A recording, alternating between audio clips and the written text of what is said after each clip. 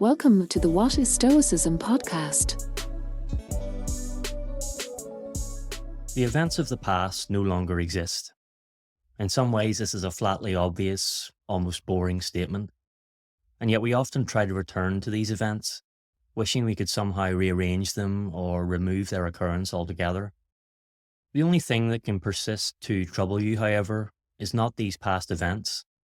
It is your judgment of them, the story you continue to tell yourself about them.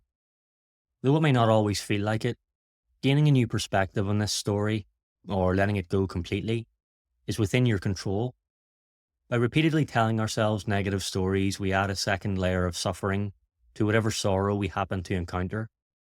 Due to our close proximity to them, instead of detaching from the stories, we end up detaching from reality. If we're to see these stories for what they really are, we must zoom out from them. One way is to apply the same objectivity, or even brute skepticism, to them, as we would if being told a similar story by a friend. Your advice to such a friend, as it should be to yourself, might be something like, what's done is done.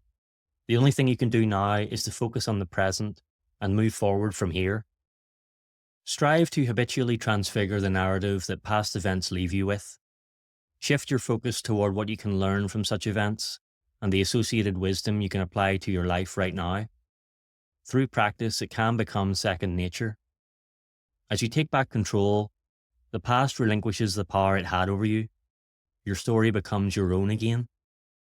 To return to the opening statement of this episode, the events of the past no longer exist.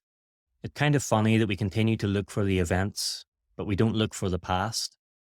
We don't look for the actual time in which the events occurred. We don't ask where last month went to, for example. We just accept that specific period of time has vanished, and there's nothing we can do but inhabit the current month.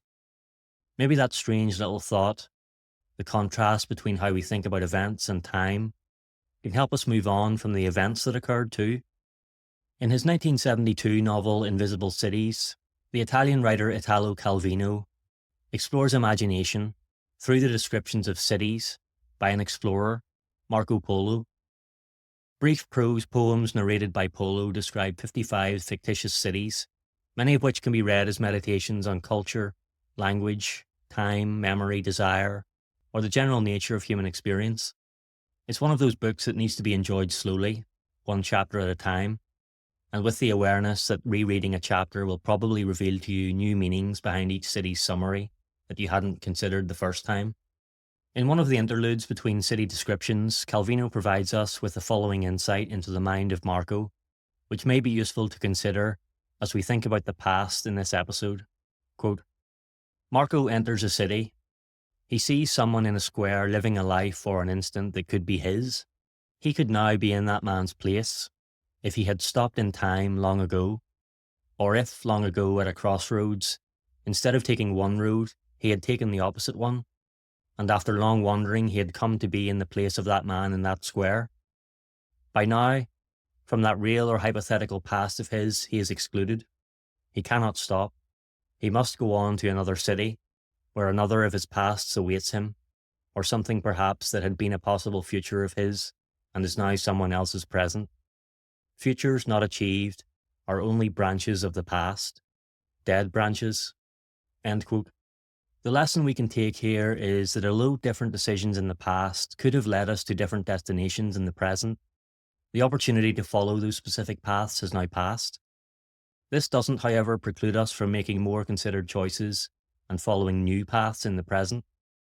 As the Stoic philosopher Seneca prompted, the sooner we're aware of this, the better. Quote, even as conversation or reading or deep thought on some subject beguiles travellers, and they find that they have reached the end of their journey before realizing that they were approaching it, just so with this unceasing and most swift journey of life, which we make at the same pace, whether waking or sleeping, those who are preoccupied become aware of it only at the end. End quote.